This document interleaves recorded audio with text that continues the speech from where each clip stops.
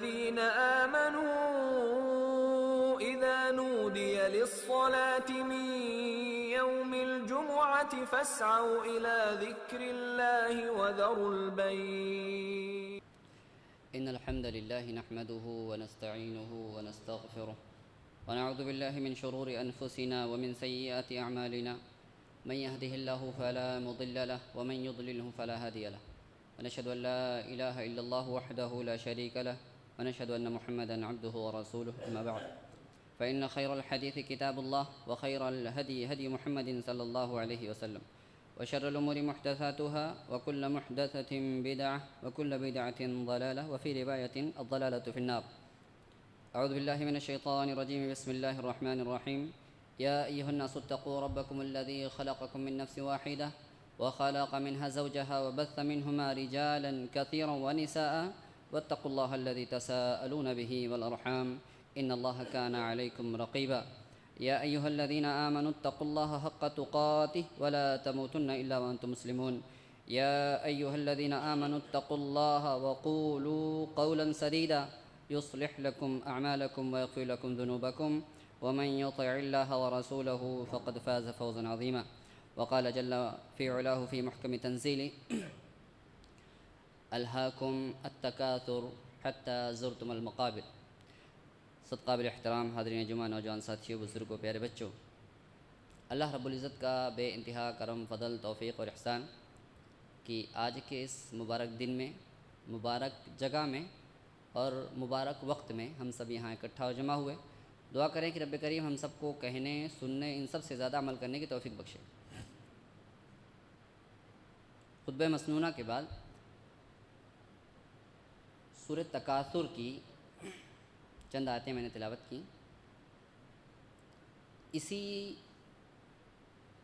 سورے کا جو پیغام ہے میں آپ لوگوں تک پہنچانا چاہتا ہوں.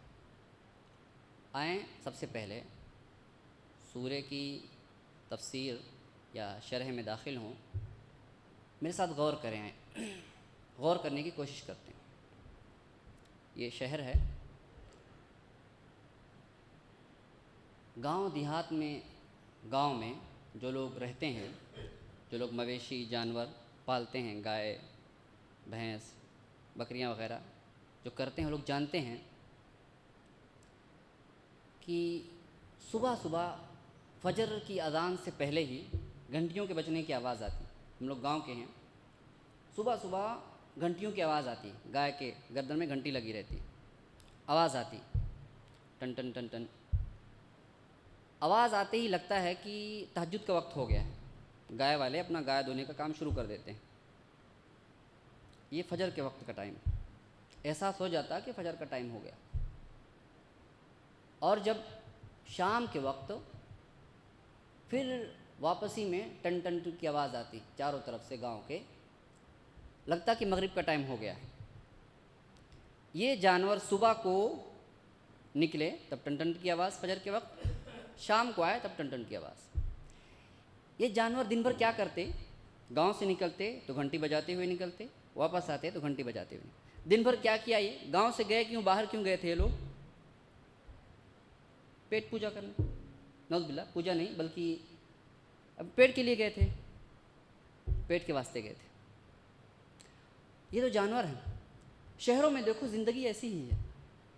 صبح کو نکلے، شام کو آئے. آخرت کہاں نہیں معلوم، نماز کہاں نہیں معلوم، روزہ کہاں نہیں معلوم، دین کہاں نہیں معلوم. دنیا دنیا دنیا.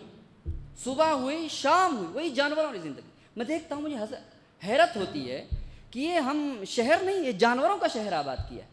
شہر وہ ہوتا ہے، مکہ شہر ہے، مدینہ شہر، جہاں دیکھو لوگ اللہ اکبر کی اذان آتی، لوگ دکان بند کر کے چلے آتے، مسجدوں میں آ جاتے. شہر اسے کہا جاتا ہے کہ جہاں مسجدیں آباد ہے نا. دنیا کی سب سے عظیم و مقدس جگہ کون سی ہے؟ مکہ ہے. اور عرش کے اندر، آسمان کے اندر سب سے مقدس، سب سے افضل ترین جگہ کون سی ہے؟ وہ جگہ جہاں ہر دن 70,000 فرشتے نماز پڑھتے ہیں، اور یہ فرشتے دوبارہ کبھی ریٹرن نہیں آتے، اور روز قیامت تک ایسا چلتا رہے گا. یا تو سب سے افضل جگہ وہ ہے یا سب سے افضل جگہ وہ ہے. کیوں ہے؟ عبادت کی وجہ سے. یہ شہر نہیں آباد کیا ہم نے، یہ ہم نے جانوروں کا باڑا بنایا ہوا ہے کہ صبح سے لے کے شام تک یہ ایک سین ہوا، یہ ایک سین ہوا۔ دوسرا سینیریو، روشن دان ہوتا ہے گھروں کے اندر، صبح شام اگر آپ دیکھیں گھروں کے اندر سورج کی روشنی اگر آتی ہے وہاں سے تو کھڑکی سے ایک روشنی آتی ہے نکل زمین تک لگتی ہے، وہ اس کے اندر باریک ذرے اڑتے ہوئے نظر آتے ہیں۔ اگر آپ گننا چاہو کروڑوں کے ذرات ہوتے ہیں، گن نہیں سکتے اس کو۔ کوئی آنے والا آپ کے گھر میں آتا ہے اور یہ جو ذرات ہیں گونی لیتا ہے، ان ذرات کو بھرنا شروع کرتا ہے اور پیک کرتا ہے، کندھے پہ ڈالتا ہے، جا رہا ہے باہر۔ کیا آپ اس کو پکڑو کہ بھائی کہاں جا رہے ہو؟ واپس جا رہا۔ ارے یہ ذرات میرے گھر کے ہیں، آپ اس کو نہیں لے جا سکتے، کیا آپ ایسا کرو گے؟ کریں گے آپ ایسا؟ ارے لے کے جا، میرا کیا ہے، مجھے کیا فرق پڑتا ہے؟ جیسے یہ ذرات جو اڑ رہے ہیں، یہ ذرات گونی بھر کے لے کے جاؤ، کچھ بھی مجھے فرق نہیں پڑتا، لے کر کے جاؤ۔ جیسے ان ذرات کی ہمارے نزدیک کوئی حیثیت نہیں ہے، ویسے ہی اس دنیا کی حیثیت اللہ کے نزدیک کچھ بھی نہیں ہے۔ جیسے یہ ذرہ اڑ رہا اس کی کوئی حیثیت نہیں ہے، ایسے ہی کائنات کے اندر بے شمار ستارے سیارے اڑ رہے ہیں، اللہ کی اس کی کوئی حیثیت نہیں۔ اسی لیے فرمایا، حدیث غور کرو، یہ پورا سینیریو سمجھو، پھر اس حدیث کو سامنے رکھو، لو كانت الدنيا تعدل عند الله جناح بعوضة لما سقى الكافر قطرة ماء۔ اگر اللہ کے نزدیک اس دنیا کی حیثیت مچھر کے پر کے برابر ہوتی تو کافر کو ایک قطرہ پانی نہ پلاتا۔ سمجھ میں آیا ابھی؟ ایک قطرہ پانی نہ پلاتا، اس کی حیثیت نہیں۔ جیسے گونی بھر کے آپ کے گھر سے ذرات بھر کے لے کے گیا، آپ اس کو روکتے نہیں ہو، ایسے ہی دنیا بھر بھر کے لے کے جا، اللہ کو فرق نہیں پڑتا۔ یہ ایک تو دنیا کی یہ حیثیت ہے، اور دوسری طرف ہماری زندگی ہے جانوروں والی، اسی دنیا کے پیچھے جانوروں کی طرح مرے جا رہے ہیں۔ یہ دنیا ہے اور اس دنیا کے پیچھے ہم جانوروں کی طرح مرے جا رہے ہیں۔ اسی غفلت سے، اسی کوتاہی سے پردہ اٹھانے کے لیے اللہ رب العزت نے پورے سورہ کے اندر کلام فرمایا، بہترین انداز میں سمجھایا ہے۔ آئیں سمجھنے کی کوشش کرتے ہیں، شاید کہ اتر جائے تیرے دل میں میری بات۔ اللہ نے فرمایا، الہاکم التکاثر، تمہیں الہا میں ڈال دیا ہے، غفلت میں ڈال دیا ہے تمہیں۔ الہا الہا کہتے ہیں غفلت میں ڈال دینا، ڈائیورٹ کر دینا۔ آپ یوں جا رہے تھے، آپ کی منزل سیدھی ہے، کچھ چیزیں آئیں اور آپ کو بہا کر کے ڈائریکشن آپ کا موڑ دیا، اس کو کہتے ہیں الہا، ڈائریکشن موڑ دیا، آپ کو ڈائیورٹ کر دیا ہے، آپ کا ڈائریکشن پھیر دیا ہے، آپ کو غفلت میں ڈال دیا ہے، آپ کو پھیر دیا ہے کس چیز نے؟ التکاثر، زیادہ کی چاہنے۔ کیا زیادہ چاہیے؟ علماء نے کہا اتنا بہترین یہ انداز ہے بات کرنے کا قرآن کریم کا کہ یہ نہیں کہا کہ کیا زیادہ چاہیے، ہر انسان کو زیادہ چاہیے۔ کیا زیادہ چاہیے؟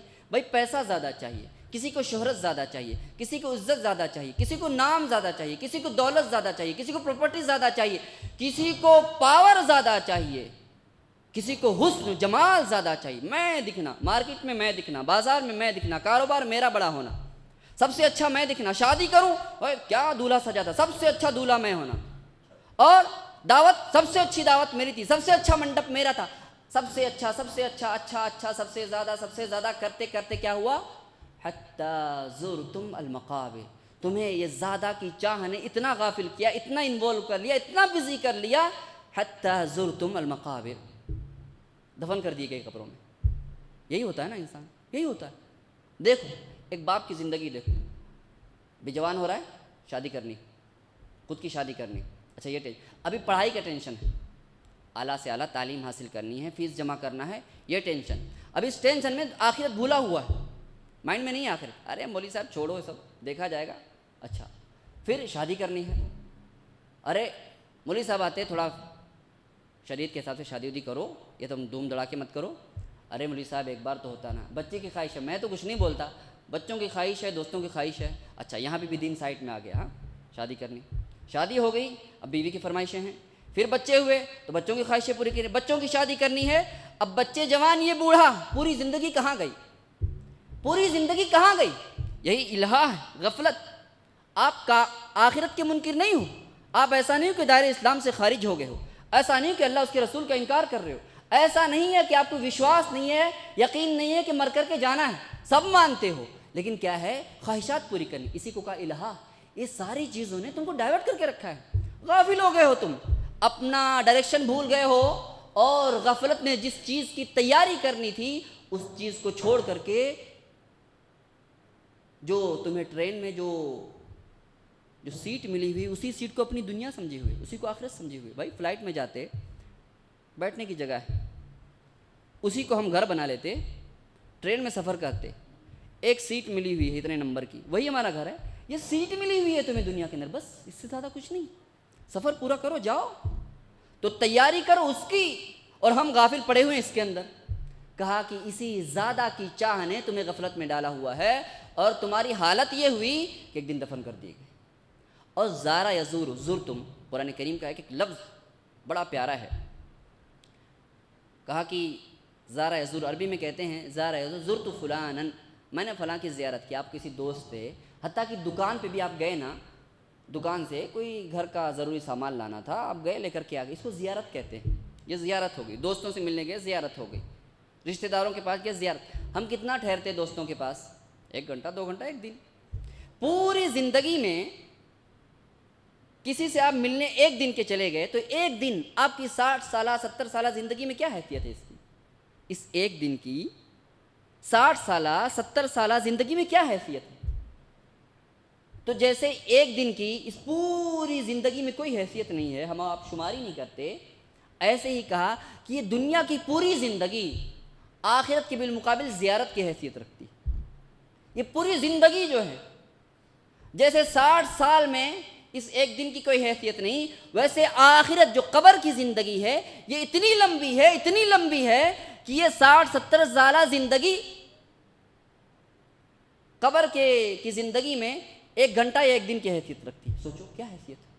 جس کی حیثیت 1-2 گھنٹہ ہو، اور 1-2 گھنٹے کو خوبصورت بنانے کے لیے، آرام دہ بنانے کے لیے اپنی آخرت تباہ کر کے رکھا. اللہ سے غافل، اتنی بڑی سچائی سے بھولے ہوئے ہیں، سچائی سے منہ پھیرے ہوئے ہیں، جہاں مر کر کے جاؤ اس سے غافل جو ہمیشہ ہمیش کی زندگی، اور جس کا اللہ نے منظر کھینچا کہ جس کا 1 دن 50,000 سال کے برابر ہو. اللہ اکبر. اور یہ قبر کی زندگی ہے. دنیا کی زندگی، قبر میں جو سوئیں گے ہم اور آپ لوگ، یہ اس کے بالمقابل دنیا کی زندگی 1 دن کے برابر ہے. اب یہ کس پہ آیتیں نازل ہوئی تھیں؟ صحابہ پہ نازل ہوئی تھی نا. صحابہ کو کیا کہا گیا؟ صحابہ کو قبروں میں اپنی سوئے ہوئے 1400 سال ہو گئے. یہ 1400 سال سے زیارت ہی کر رہے. اللہ اکبر. سوچو ذرا، 1400 سال ہو گئے، اللہ نے کہا کہ زیارت کر رہے ہو تم، ابھی زیارت ہے. کیوں؟ ابھی تم نے آخرت دیکھی نہیں ہے. تو دنیا کی زندگی قبر کے بالمقابل زیارت ہے، اور قبر کی زندگی آخرت کے بالمقابل زیارت ہے. اب 1400 سالوں سے قبر میں سوئے ہوئے ہیں وہ لوگ، لیکن کہاں آخرت میں زیارت ہے وہ. اور آخرت کا 1 دن 50,000 سال کے برابر. اللہ اکبر. ڈر نہیں لگتا آدمی کو؟ سوچے تو صحیح. ہاں، تھوڑا دیر مصیبت میں آدمی پھنس کیا جائے، ناشکریہ کرنے لگتا ہے، گالیاں بکنے لگتا ہے، شکایتیں کرنے لگتا ہے، اپنے نصیب کو کوستا ہے، اس کو کوستا ہے، اس کو کوستا. ارے آخرت برباد کر رہا، کس کو کوسے گا قیامت کے دن؟ کس کو لعن طعن کرے گا؟ کس کو گالیاں دے گا؟ کس سے لڑے گا؟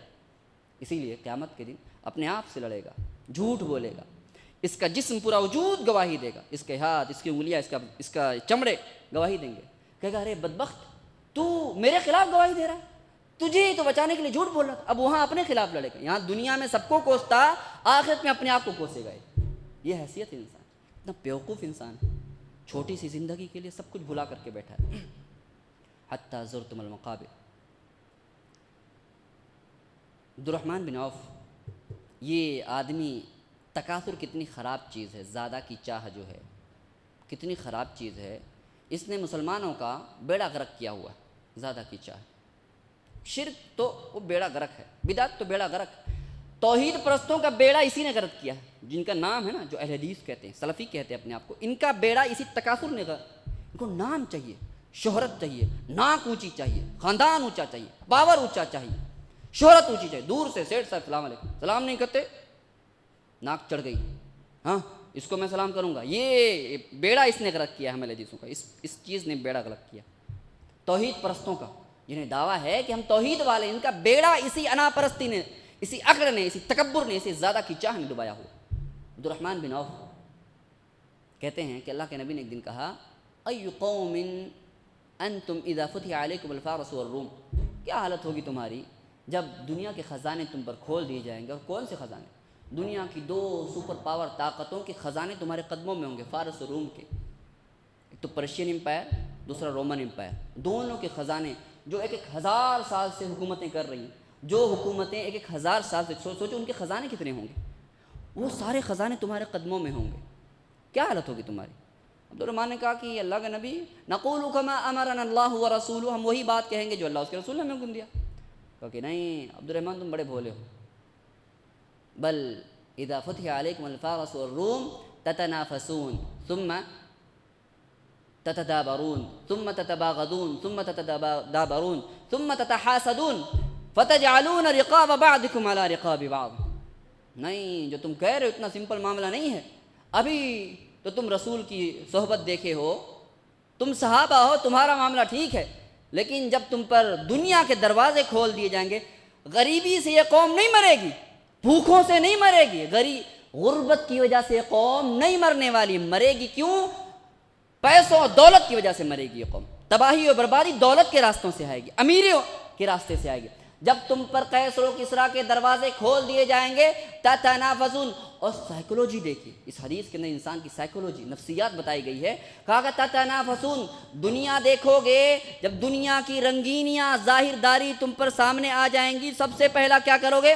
تتنافسون، مقابلہ آرائی شروع کر دو گی. یہ میں لے لوں، یہ میں حاصل کر لوں، میں حاصل کر لوں. اچھا، مقابلے کی حد تک ٹھیک ہے، آپ کمپٹیشن کیجئے، مسلمانوں کو کاروبار میں آگے بڑھنا، ایجوکیشن میں آگے بڑھنا، اچھی بات ہے، یہاں تک خراب نہیں. تتنافسون، پھر کیا؟ تتحاسدون، منافسہ کرو گے، بڑھ نہیں پاؤ گے، یا اپنے ہی بھائی کو بڑھتے ہوئے دیکھو گے، تتحاسدون، حسد کرنے لگ جاؤ گے. یہ شر ہے. پھر کیا کرو گے؟ تتدابرون، یہ حسد جو ہے تدابر میں بدل جائے گا. تدابر کا مطلب کیا ہے؟ پہلے ایک دوسرے کو سلام کیا کرتے تھے، کمپٹیشن میں پڑ گئے ہو، دنیا داری میں پڑ گئے ہو، مقابلہ آرائی میں لگ گئے ہو، اب سلام کرنا پسند نہیں. یہی ہوتا ہے نا. پہلے دوست تھے، بھائی تھے، لیکن جب دنیا، اچھا باپ کے، یہ بھائیوں کی مثال ہے. دوسرے ایک گھر کے اندر زندگی بسر کرنے والے 2 بھائیوں کی مثال ہے.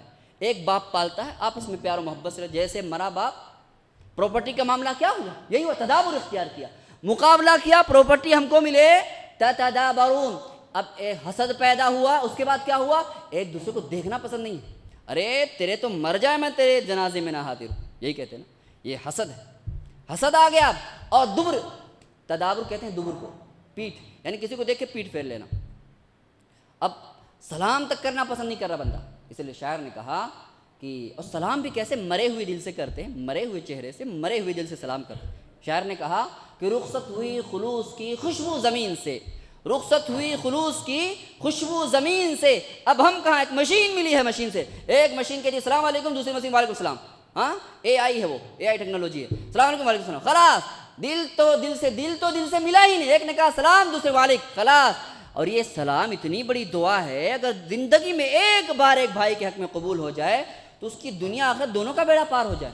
ایک بھائی جب کہتا ہے السلام علیکم ورحمۃ اللہ وبرکاتہ، جانتے اس کا معنی کیا؟ میرے بھائی تو میرے سامنے کھڑا ہے، تیری دنیا میں سلامتی ہو، رحمتیں ہوں، برکتیں ہوں، تجھ پر رحمتیں ہوں، برکتیں ہوں، تیرے آل اولاد پر رحمتیں ہوں، برکتیں ہوں، سلامتی ہوں، تیرے خاندان پر رحمتیں ہوں، برکتیں ہوں، سلامتی ہو، تیری دنیا میں رحمتیں ہوں، برکتیں ہوں، سلامتی ہو، تیری آخرت میں رحمتیں ہوں، برکت. اور کیا چاہیے؟ ایک دعا میں بیڑا پار ہو جائے. ایک مرتبہ اللہ کی قسم کوئی مسلمان بھائی اپنے مسلمان بھائی کو سچے دل سے یہ دعا دے، ہو سکتا ہے اسی دعا کی وجہ سے اس کا بیڑا پار ہو جائے.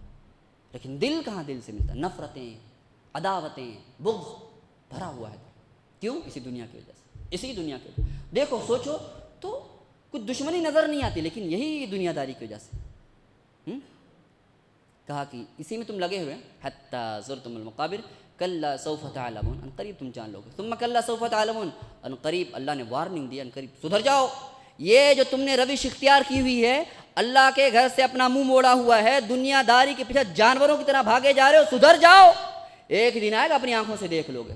ثم کلا سوف تعلمون کلا لو تعلمون علم الیقین، کاش کہ ایسا ہوتا تم علم یقین کو مان لیتے، علم یقین سے علم یقین حاصل کر لیتے. علم یقین کیا چیز ہے؟ وقت بہت کم بچا، ہم فاس کرتے ہیں. علم یقین، علماء نے کہا کہ علم کے 3 درجات ہیں. ایک تو ہے علم یقین، دوسرا ہے عین یقین، تیسرا ہے حق یقین. علم یقین کیا ہے؟ علم یقین یہ ہے کہ آپ کو کوئی خبر ملی، میں کہوں کہ باہر ایسا ہو رہا ہے، اب بھی میں باہر سے آ رہا ہوں، ایسا ہو رہا ہے، تو آپ اس کو مان لو، یہ علم یقین ہے۔ یعنی کہنے والا سچا، آپ کو بھروسہ ہے کہنے والے پر، کہنے والے نے کہا آپ نے مان لیا، خلاص یہ علم یقین ہو گیا۔ عین یقین کیا ہے؟ کسی نے نہیں مانا، کہا نا مولوی صاحب جھوٹ بول رہے، جا کے باہر دیکھا تو وہی چیز تھی جو دیکھا، اپنی آنکھوں سے دیکھا نا، یہ عین یقین ہو گیا۔ اور حق یقین کیا ہے؟ مولوی صاحب کی بات پہ وشواس نہیں آیا، وہاں جا کر کے دیکھا وہی چیز اس کے ساتھ ہو رہی ہے، حق یقین ہے۔ کرونا آیا نا، کرونا آیا، اب کسی کہنے والے نے خبر دی، سڑک سے آنے والے نے، تو باہر جاؤ نہیں، ہائی وے پہ پولیس والے دھلائی کر رہے، ڈنڈے مار رہے، اب کچھ چھوکرے من چلے، ارے کون مانتا، کون دیکھا، کس نے دیکھا، چلو چلتے ہیں، بائک دوڑائی، پہنچ گئے روڈ پہ۔ اب کہنے والا سچا ہماری بھلائی چاہ رہا ہے، ہاں وشواس نہیں ہے، علم یقین تھا، وشواس نہیں ہے، جا کے روڈ پہ بائک دوڑاتے ہوئے روڈ پہ گئے، اب اپنی آنکھوں سے دیکھ رہے کہ پولیس والے دھلائی کر رہے، یہ کیا ہوا؟ اپنی آنکھوں سے دیکھ رہے نا، یہ عین یقین ہے۔ اب پولیس والوں نے ان کو دیکھ لیا، پکڑ کے ٹھکائی کر دی، پکڑ کے پٹائی کر دی، یہ کیا ہے؟ حق یقین ہے۔ یہ کیا ہے؟ حق یقین۔ جو حادثہ تمہارے ساتھ ہو رہا ہے وہ حق یقین ہے۔ اب کوئی کہے کہ ہاں مولوی صاحب آپ نے جو خبر دی تھی میں مانتا ہوں، کوئی فائدہ ہے؟ اب تو دھڑائی ہو گئی نا، خبر کیوں دی گئی تھی؟ آپ کو بچانے کے لیے پٹائی سے، آپ مانے نہیں، آپ کو حق یقین ہو گیا۔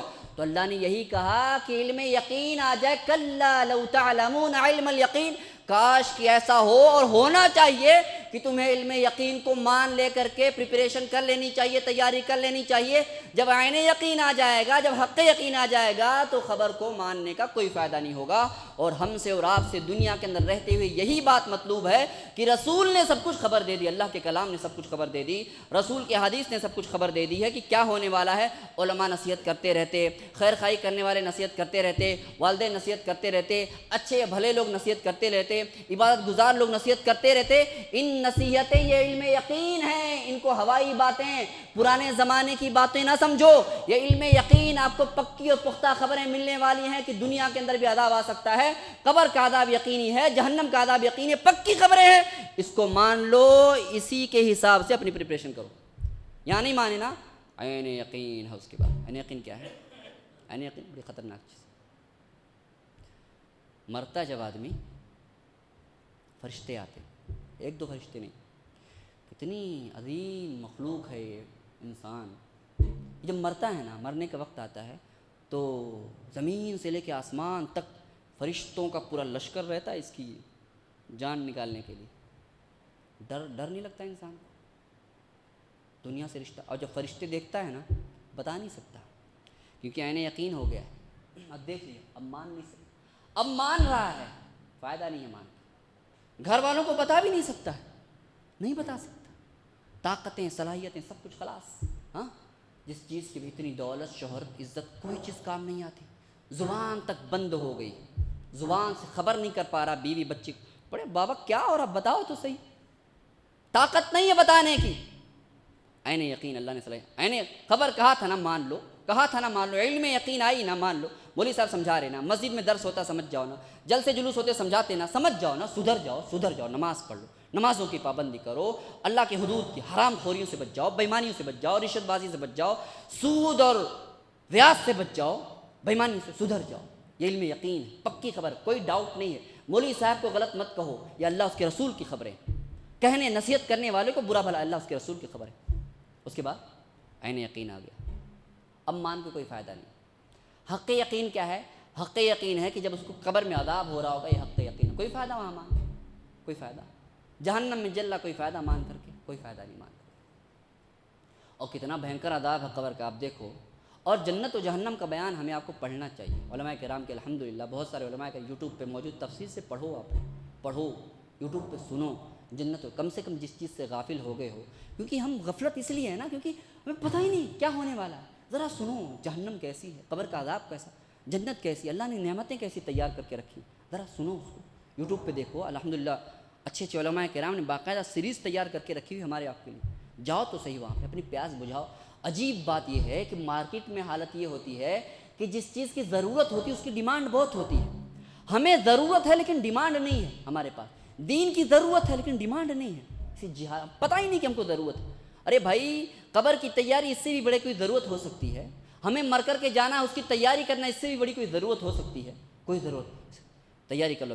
کہا قبر کا عذاب، میں چند ایک باتیں کہتا ہوں، دیکھیں قبر کا عذاب اتنا خطرناک ہے، اللہ نے نقشہ کھینچا، نار اللہ الموقدہ التی تطلع علی الافئدہ، یہ اللہ کی بھڑکائی ہوئی آگ ہے جو دلوں تک پہنچے گی۔ کہاں تک؟ دلوں تک۔ آج سائنس، میڈیکل سائنس یہ کہتی ہے کہ انسان کی جو چمڑی ہے اگر 60-70% جل جائے تو انسان مر جاتا، اوپر کی چمڑی، اندر تو بعد کی بات ہے، اوپر کی جو چمڑی ہے اگر 60-70% سے زیادہ جل جاتی انسان بچتا نہیں، نارملی مر جاتا ہے۔ اللہ نے کہا کہ یہ جہنم کی عذاب آگ ایسی نہیں ہوگی، بہت فرق ہے دنیا اور جہنم کی آگ کے اندر۔ دنیا کی آگ جلتی ہے، روشنی کرتی ہے، اور جہنم کی آگ جلتی ہے، اندھیرا پھیلتا ہے۔ دنیا کی آگ 60-70% اوپری حصہ جلا دے مر جاتا ہے، جہنم کی آگ چمڑیوں کو جلائے گی، ہڈیوں کو جلائے گی، ہڈیوں کے جلانے کے بعد دلوں کو جلائے گی۔ نار اللہ الموقدہ، یہ اللہ کی بھڑکائی ہوئی آگ ہے، التی تطلع علی الافئدہ، جو دلوں تک پہنچے گی۔ کیوں؟ کیونکہ اسی دل کے اندر خرافات، خواہشات، آرزویں، تمنائیں، کبر، تکبر، انا اسی دل کے اندر پیدا ہوا ہے۔ یہ دل جو کہتے ہیں نا، ارے دل کی سن لیا کرو، نہیں، یہ دل آگ لگے گی، آگ، اس دل کو آگ لگے گی، آگ لگنے والی، کیونکہ اسی دل کے اندر خواہشات پیدا ہوتی نا۔ دل کو کنٹرول دو، شریعت کے دائرے میں رکھ کر کے دل کی سنو، شریعت سے باہر رہ کر کے نہیں۔ یہ آگ لگے گی، اور جہنم کے اندر جب جہنمی چلے جائیں گے تمنا کریں گے اللہ نکال دے۔ اب مرنا چاہ رہے، یہاں جینے کی خواہش ہے، وہاں موت کی خواہش ہے، یہاں جینے کی خواہشیں ہوں گی، وہاں موت کی خواہش ہے، وہاں کہیں گے اللہ موت دے دے، ربنا امتنا اثنتین واحییتنا اثنتین، اے رب پھر سے موت دے دے، ہمیں پھر سے موت دے دے، اخرجنا نعمل صالحا غیر الذی کنا، یا تو ہمیں نکال دے، نیک عمل کریں گے، یا ہمیں موت دے دے۔ اچھا، اب اللہ جب ان کی دعاؤں کو جہنم میں قبول نہیں کرے گا، دنیا میں جب تک مان لو اللہ قبول کرتا ہے، مرنے کے بعد قبول نہیں، مر جائیں گے، ہزاروں ہزار سال کی دعائیں قبول نہیں، اور جب تھک جائیں گے دعا کرتے کرتے تو اب اللہ سے نہیں کہیں گے، داروغ جہنم جو مالک جس کا نام اس سے کہیں گے، مالک تو ہی کہہ دے، تو فرشتہ ہو سکتا تیری رب سن لے، دعا کر، تو فرشتہ جواب نہیں دے گا، کہیں گے کہ اللہ سے کہ ہمیں موت دے، مرنا چاہتے ہیں، جیتے ہیں آرزو میں مرنے کی، جیتے ہیں آرزو میں مرنے کی، موت آتی ہے پر نہیں آتی، ایسا لگتا مر جائیں گے لیکن موت نہیں آ رہی۔ داروغ جہنم کوئی جواب نہیں دے گا۔ کہتے ہیں ابن عباس کہتے ہیں انکم ماکثون کی شرح میں کہ مالک جو جہنم کا داروغہ ہے 1000 سال کے بعد ان کی اس ریکویسٹ کا جواب دے گا، 1000 سال کے بعد جواب دے گا۔ کیا جواب دے گا؟ ہوگا تمہارا کام؟ ارے دنیا کے اندر سال بھر سرکاری کام کے لیے دوڑاتے، ہو جاتا، چلو خدا کا شکر ہو تو گیا، رشوت لے کے، آج کے زمانے میں ایماندار آفیسر وہ ہوتا ہے جو رشوت لے کے کام کر دے، ہاں تو ہو گیا کام؟ نہیں، 1 سال میں ہو جائے ٹھیک ہے، وہاں 1000 سال کے بعد خبر دی جا رہی، کیا ہو گیا کام؟ نہیں، کہا 1000 سال کے بعد داروغ جہنم ایک جواب دے گا، انکم ماکثون، 1000 سال کے بعد، انکم ماکثون، تمہیں یہیں رہنا ہے، اللہ، تمہیں یہیں رہنا۔ کیا رسوائی، کیا انجام ہے؟ دیکھو 60-70 سال کی زندگی کے لیے ہمیشہ ہمیشہ کی جہنم، فیصلہ ہمارے آخر میں، اور یہ دنیا کی زندگی ہے۔ پھر اخیر میں سورت کو ختم کیا گیا، ثم لتسألن یومئذ عن النعیم، صحابہ سے کہا گیا کہ یہ جو نعمتیں ہم نے تم پر نچھاور کی ہیں، ان نعمتوں کے بارے میں سوال کیا جائے گا۔ دنیا کے اندر زیادہ کی چاہ میں جو لگے ہوئے تھے، چلو ہم نے دے دیا، قیامت کے دن پھر اس کے بارے میں ہم تم سے پوچھیں گے۔ اور یہ آیت کریمہ کس پہ نازل ہوئی؟ صحابہ پہ نازل ہوئی، اور جن کی پوری زندگی جہاد میں گزری، جن کی زندگیاں دھوپ اور ریگستانوں اور صحراؤں میں گزری، جو تلواروں کے سائے میں جیا کرتے تھے، ان پر آیت نازل ہوئی کہ تم سے یہ جو تم نعمتیں کھا رہے ان کے بارے میں سوال۔ اگر صحابہ کھجور اور جو کی روٹی کھا کر کے، پانی پی کر کے اللہ کے بارگاہ میں کھڑے ہو کر کے اس نعمت کا حساب و کتاب دیں گے تو اللہ کی قسم ہم اور آپ کا کیا انجام ہونے والا بتائیے؟ یہ روزانہ ڈیگیں چڑھی رہتی، روزانہ دم بریانی لگی رہتی، اللہ اکبر، سوچو۔ اگر صحابہ جو کی روٹی کھا کر کے، کھجور کھا کر کے، پانی پی کر کے اللہ کا شکر ادا کر رہے، اس کا اور جہاد لڑ رہے، اسلام کے فریرے کو دنیا کے کونے کونے تک پہنچایا ہوا ہے، اور ان سے کہا جا رہا ہے کہ تم سے ان نعمتوں کے بارے میں سوال ہوگا، تو ہم اور آپ کہاں ہیں؟ ذرا سوچو، سوچنے کا مقام ہے۔ اللہ سے دعا کرتے ہیں کہ رب کریم ہمیں کہنے سننے سے زیادہ عمل کرنے کی توفیق بخشے، ہمیں آخرت کی فکر کرنے کی توفیق بخشے، ہمیں نیک بنا۔ رب کریم ہمارے دلوں کی جو گندگیاں ہیں اس کو صاف کر دے، ہمیں علم یقین پر ایمان لانے کی توفیق بخشے۔ وآخر دعوانا الحمدللہ رب العالمین۔